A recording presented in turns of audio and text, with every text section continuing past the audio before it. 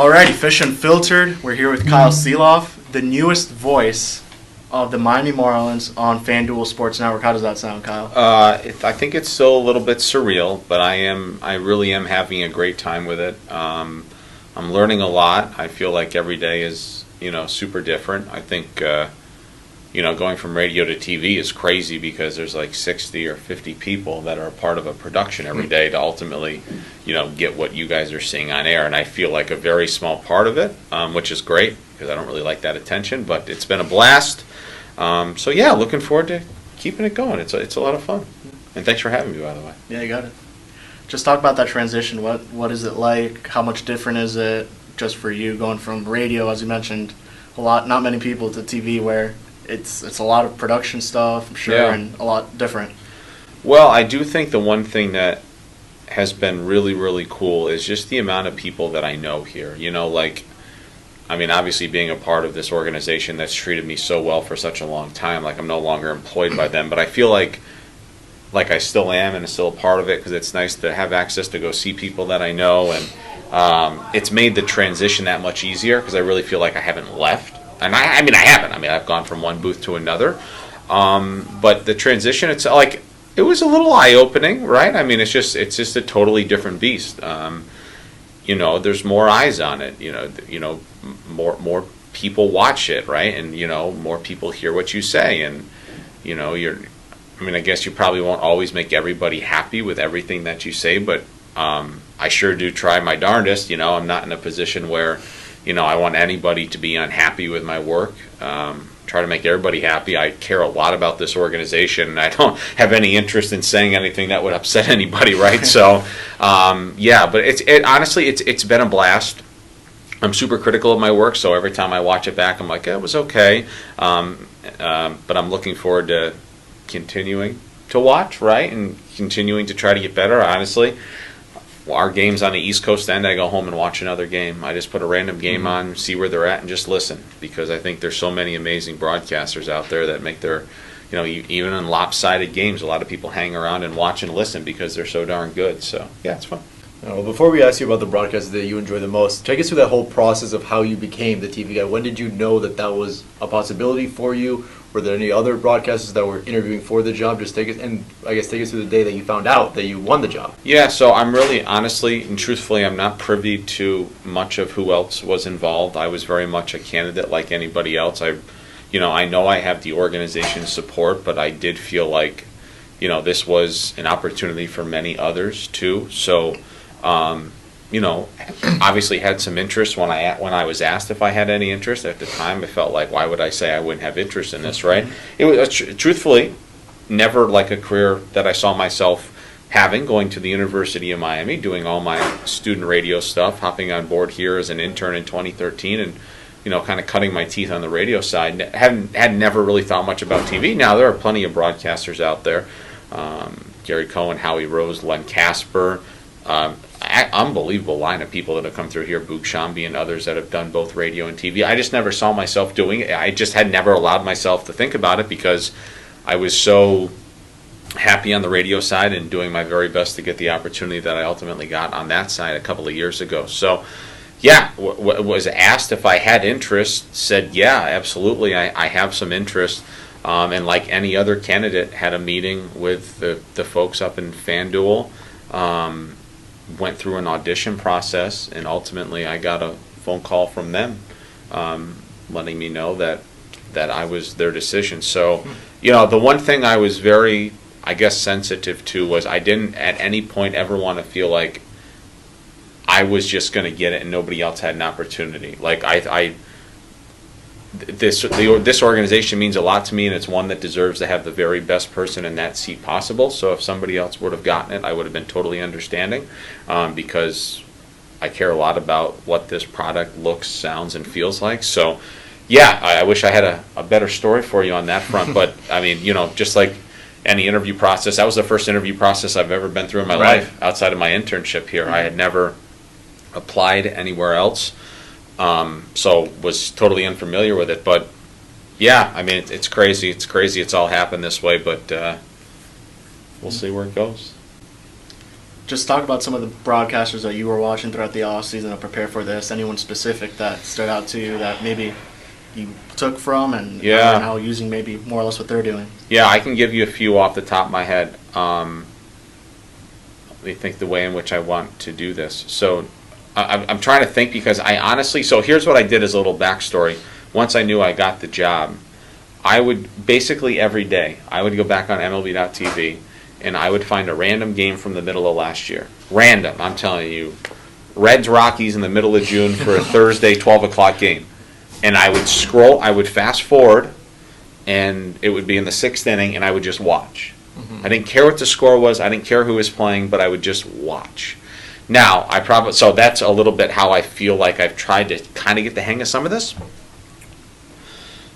I'm very close with a lot of people in the National League East. I watched a ton of Atlanta Braves broadcasts because I think very highly of Brandon Gaudin. I think Tom McCarthy is one of the very best in this business. His effortless ability to broadcast and chill and hang out with Crucky is unbelievable. Obviously, Gary and Keith and Ron are just another class of their own. Boog Shambi has been amazing to me. I love the way he broadcasts. Let's see, Chip Carey is somebody I think very, very highly of. I watched a lot of Cardinals broadcasts. Would go back, and at the time last year under the Bally umbrella, I would watch a lot of those broadcasts to try to get the look and the feel of the shows because everything is a little bit different. I watched a ton of Marlins broadcasts from last year, so I really did try to, underneath the then Bally, now FanDuel umbrella, watch a lot of those broadcasts. Watched a lot of people within the division. I think Donnie O and Mark Grant out in San Diego are outrageously good. Just had an opportunity last week to sit down with Joe Davis for a few minutes who honestly, for a guy that does what he does, he is the most genuine, kind human being in the world. And hey, if you ever need anything, let me know. No, you don't need to tell me that. I'm just in awe of some of these people as I guess any other fan would be. I think Joe is unbelievable. There's a reason he broadcast the World Series. There's a reason he's televising and doing the lead broadcasting. Steven Nelson is here, also somebody I've gotten to get to know a little bit. He's amazing. But I watched a ton of Joe, and I told him as much. I said, I can't thank you enough. You don't even know this, but I watched so many of your broadcasts in the off season because the one thing I love about Joe is it's so short, sweet, and to the point, but his ability to convey and meet every moment. It's insanely good to me. So I've tried to take a little bit of everything from everyone and then try to make it my own. So yeah. Well, before we go into the 2025 Marlins, I want to ask you, I guess you mentioned Boog Shambi. What are your main goals? Obviously you're doing this as probably was one of your goals when you were in college, but what about even long term? Shambi is now the voice of MLB The Show, the video game.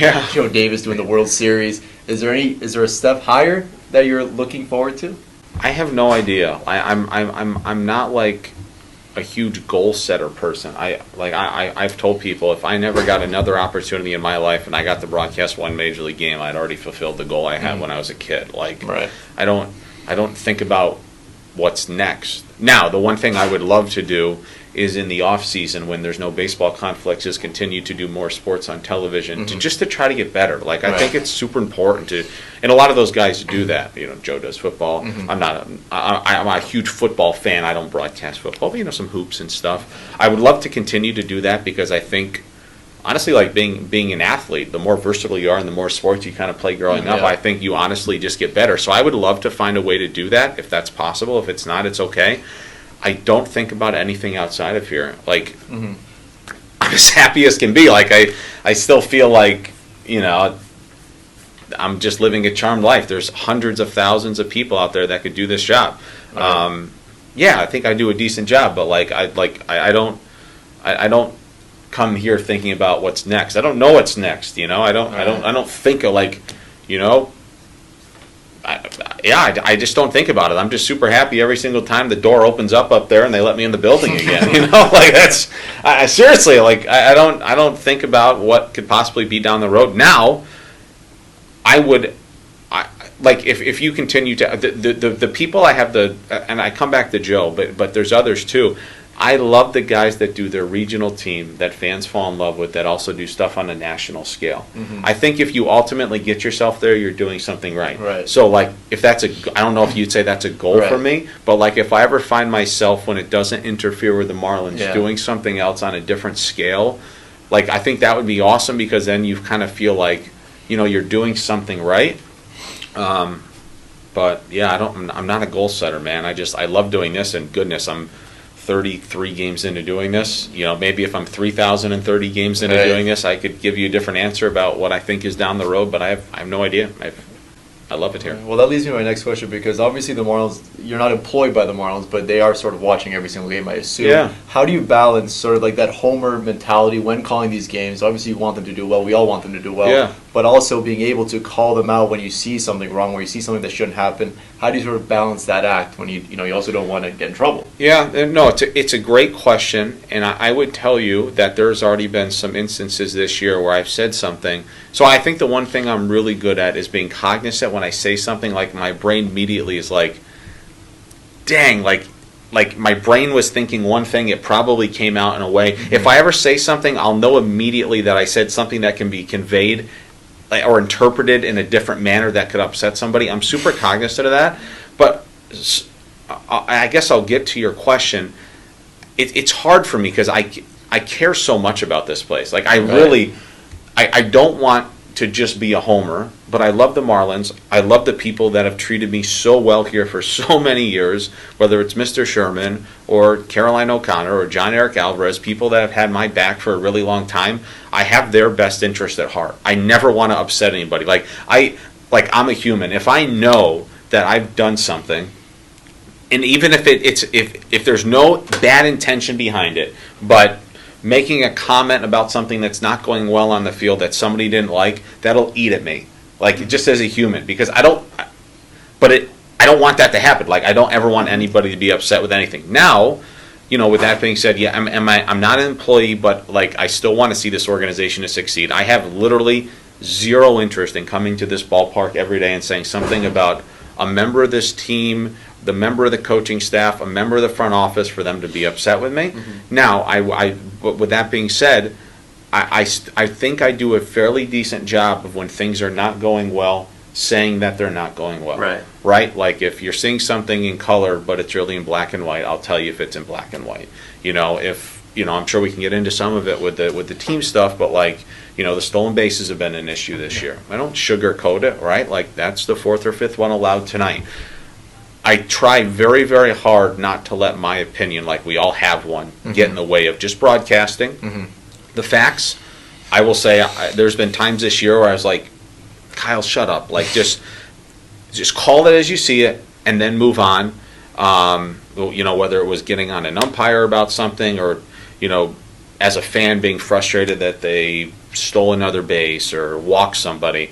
You know, that's to me is a part of my learning and growing. I think I can do a better job about some of that sometimes. But I'm trying. You know, I really do just want to make everybody happy. I know you're not always going to please people.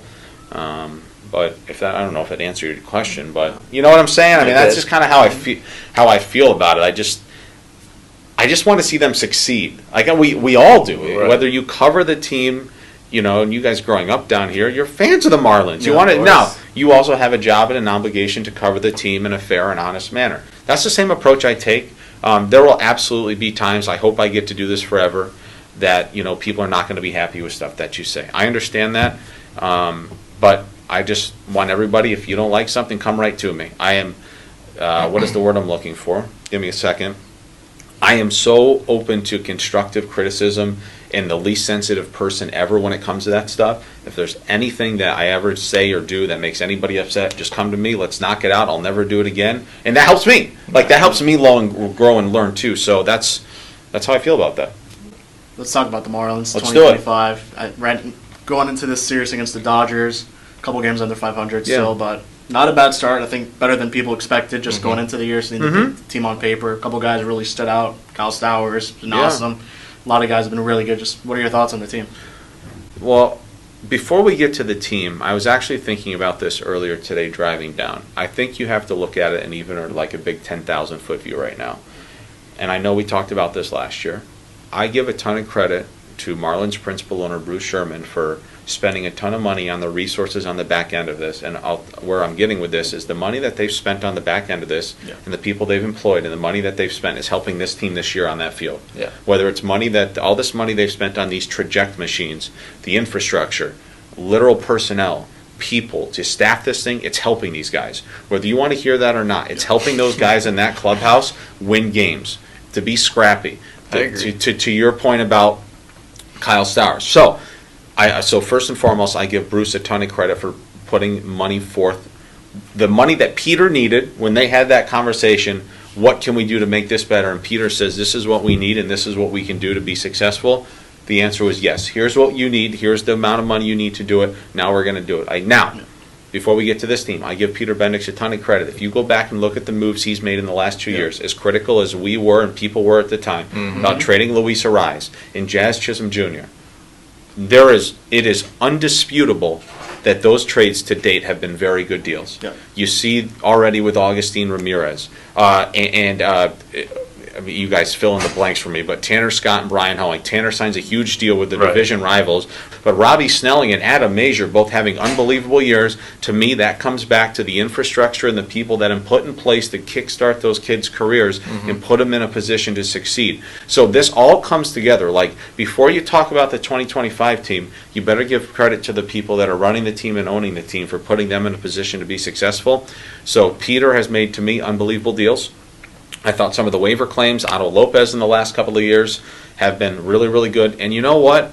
I guess as we kind of funnel down to this team, unless there's trades that you wanted to talk about, but I thought about that the other day. Like, I know we call them this, but like the Jazz deal. Getting Augustin Ramirez and potentially Jared Cerna, 2 major leaguers with 12 years of service, is ridiculous. That's a great deal. Luis Ariz, Hoeing, Puck. What if Davison De Los Santos is a big leaguer for 6 years? Come on. Like those are unbelievable deals that may be unpopular at the time, but they've pulled the trigger on that stuff. Peter knows what he's doing. He saw this in this manner be very successful for a really long time on the other side of the state. These people know what they're doing. I know it's not translating to a 20-13 record right now, but you have to be patient with it, and I understand people don't want to be. As it pertains to this team this year, I think Peter and Bruce hired an unbelievable manager, and Clayton McCullough knew exactly what he was getting himself into in a good way. That it's all about development. From day one of spring training, they were out there doing drills like it's high school baseball, but it was taking it down to the studs. It really was. They were like, what they were doing was stuff that you would see on a high school field, but that's okay because they're implementing and doing things their way. I think he's a great manager and a coach because he's a baseball guy at heart. I think there's a lot of super interesting members of his coaching staff, like Kyle Stowers and some of these other guys that are off to really nice starts. Eric Wagaman, credit the front office for grabbing him. He's done a nice job. He's done a really nice job. Stowers is not in this position. If the new coaching staff and all their ways and what they want to implement and these traject machines, like they're all on the same page. Like the kid did not wake up and just become a 300 hitter in the big leagues. He was helped to get here. There's a process that they've gone through to get him here. And that's a trade too. Trevor Rogers for Norby and Stowers. Unbelievable. Like that's another the best one. Right? Yeah. Right. And again, I understand that's all in its own bucket because all people care about is wins and losses at the big leagues. Yep. But there has been progress made. After everything that we just discussed, progress is being made. It doesn't happen overnight. But now in Peter Bendix's first 2 years, to me, it's indisputable that progress has not been made. Right? Like it has. You can't say progress is not being made. So I don't know, where else do you want to go with the 2025 team? Well, let me ask you, I think it was a cool tweet the other day that showed the 2023 Marlins, that playoff team, and where a lot of those core guys are now.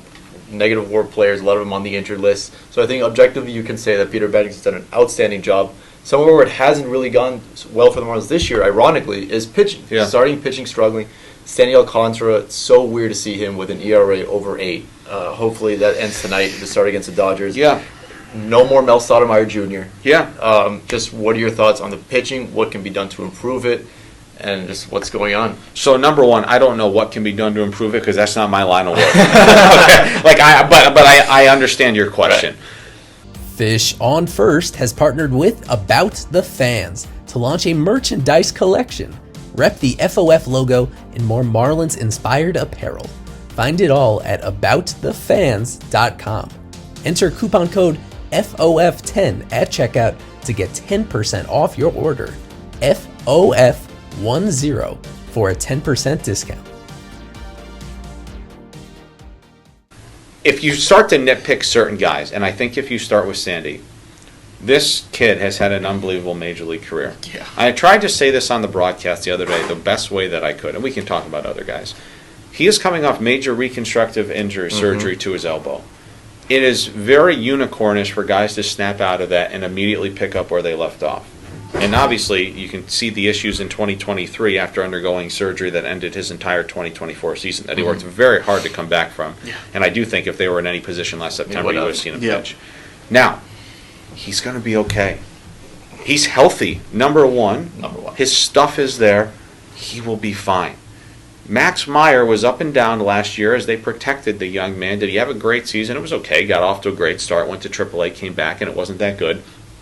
But he's finding his footing in the big leagues coming off of major reconstructive surgery to his elbow 2 years ago. Big picture about the pitching staff, I really don't have a great answer for you. What I do know is obviously this is a very different pitching staff than what the Marlins are accustomed to. They're obviously analytically driven. They're very, very heavy in that, which it's hard to also dispute the analytics and the numbers in today's game because there's some unbelievable teams that rely heavily on analytics. The Red Sox being one of them that pitch very, very well. The Mets, sure, exactly. So again, a lot of that stuff, I don't know, I think a lot of that is still so foreign to some of these guys that didn't have that before that they're also learning on the fly. They are, I guess, what you want to call it, readjusting to what they're trying to do here. But I do think you're going to see once Sandy really figures it out and Max is having a great start to his season. Ryan Weathers comes back. I thought Cabrera was a little bit better last night. And Yuri comes back. That's a better, and no disrespect to anybody else on the pitching staff right now, that's a better 5-man rotation in the next 4 to 6 weeks than the one that you started the season with. Those other guys will absolutely be a part of this thing. Those 5 guys are not going to be in the rotation starting on June 15th for the rest of the way. People get hurt. They need to miss time. They're going to be careful with some of these guys. I don't know. Maybe they go to a 6-man when Yuri comes back. I don't know. Maybe they will. It might not be the worst idea in the world. I concur. Maybe they'll do that. So the pitching, it's obviously been obscure because for so long we've seen really good pitching and the frustration was, gosh, they can't score enough runs to win games. Now they're scoring the runs, but they're not pitching well. I know they're working tirelessly on the stolen base situation. That has been maybe the biggest issue because it's putting so much stress on guys. When you walk or allow a single, it feels like they're immediately on second. That's stressful. Now you're working out of the stretch. You're worried about a runner. You're missing, your location on a pitch. It's getting hit. And all of a sudden they score a run. Then you're dealing with a guy on first who tries to steal. It feels to me like just in my own bubble, you could see where the stress is. Yeah. And if they can start to limit some of that, the walks, obviously they've walked too many guys. This is not, rocket science. I mean, you feel like if they could limit the walks, figure out a way to limit some of the stolen bases, which is going to require some of these guys to be quicker to the plate and the catchers to be a little better, that the pitching will be better. Yeah. It's been a big issue for Sandy, right? Yeah. He was working tirelessly the other day in his live bullpen with runners on base. That's totally foreign in Major League Baseball, but that's also what makes his coaching staff a little different. Yeah. The one thing that I will say, it doesn't frustrate me, but the irony in it is I promise you if the Dodgers were implementing some of the same processes the Marlins were, and they were doing these live bullpens before games with runners on base and doing it on the game mound, it would be seen as revolutionary throughout baseball and unbelievable. They've done it again. Yeah. But the Marlins do it, and it's like, well, what are they doing down there? Right. Timeout. If any other big market, big money team was doing it, and the article would be, look at what they're doing. Look at what they're doing to make them so good. Yeah, like in spring training. They're doing live VP on the first day of camp. If anybody else was doing that, I promise you the article is, look at them go. Here they go again. This, hang on tight. Here we go. Well, obviously they know something we don't. Because I thought it was Kevin and I both thought it was interesting. Day one, live VP action, and then they would only throw 7 pitches in their Grateful League debuts. It was just a strange. Yeah. I mean, I don't. If this is not in a bad way, I don't understand all of it. Right. But they're also way smarter than I am when it comes to this stuff. They're not. Yeah. So I think they're trying different things, which might be unique throughout baseball. But there is a reason behind all of it. They're not just throwing darts at a dartboard in a dark room. Like, there is a reason. Right. There is metrics and data to back up everything that they're trying to do, whether it's the vault lead or whatever this other stuff is, right? But there is a reason for that, so I'll leave it there. Last thing I'll ask before Kevin has his last one. Is there, you're a baseball guy, right, traditionally. Is there such thing as too much analytics?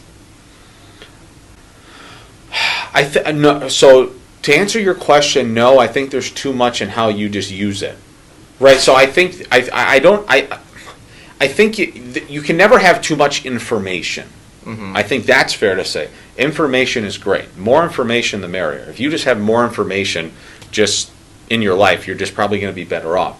I think this is just how I feel about it. I think there's a perfect blend somewhere between managing and coaching with your gut and your feel and instinct and blending the analytics. And I do think Clayton has done some of that. I really, really do. But I think to answer your question, like, I don't think you can ever have too much information. I agree. I think how you use it sometimes can maybe be too much. But this coaching staff, and I've talked to them about this, they're very cognizant of trying not to overwhelm these guys that have never been privy to a lot of this before. It's not like they're just putting a binder and it's like schoolwork every day. Hey, you have homework tonight. No, like the information is like picked apart and it's digestible. But again, a lot of this stuff is new to a lot of these guys. So no, I think to answer your question, no, but there's so much information, I think you need to be very careful with how you use it, which I think is fair. Yeah. I want to ask you, go back to the pitching. How much do you think it's mental with a couple guys like Sandy, maybe on a pitch limit? I don't know. Do you think it's that? And even with Edward with the bases, guys on base, like, how much do you think they're thinking about that? Maybe Sandy even saying, oh, man, I got a couple pitches left. I don't know. It's a good question. Like from the physical side of it, I think it's pretty reasonable and rational to suggest, like, hey, if you walk somebody or allow a base hit, it's not the end of the world, but what's happening is they're immediately taking second. I just think that just becomes stressful. I can only imagine that constantly pitching when you're in trouble and your back is against the wall, that's stressful. It's something that Edward Cabrera has dealt with his entire career. He gets in these huge jams. It feels like in the last couple of years he's slowly starting to figure out how to, like, extricate himself from those situations without having to be removed after allowing 7 runs. But it's a fair question. I don't have an answer. I don't know. I can't pretend to know that if it's more mental than physical. I don't know. I mean, I think they're going to be fine. Like, I thought the big thing that Clayton McCullough said that really registered with me in spring training, and I think it applies to veterans and young kids, what they're looking to do with every single one of these players this year is make them 5% better. If you remember, he said that. I remember, yeah. I think from the start of spring training to now, I think a lot of those guys have made progress.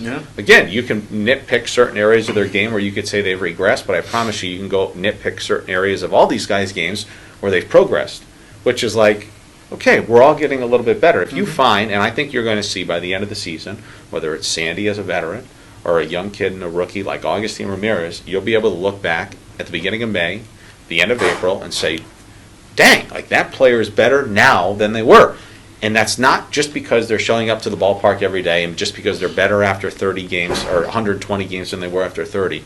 It's collectively the front office and this staff and this manager working tirelessly every day to try to put these guys in the right position to succeed. The one other thing I love that this coaching staff does, it's generally not opinion-based. In fact, I would say it's never opinion-based. And what they've said is what we do is present facts. This is where this has gone wrong in your career. This is just a fact. We can't argue that this is where you've had problems. But what we're going to do now is we're going to try to help you fix that. So if they can do that a little bit with everybody and say, factually, this is where you've had problems in your career. Like, I'm sure they went to Kyle Stowers and said, you were susceptible to high fastballs. We all saw it last year. Ton of swing and miss.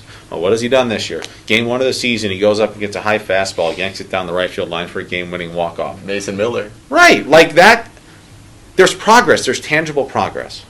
Right.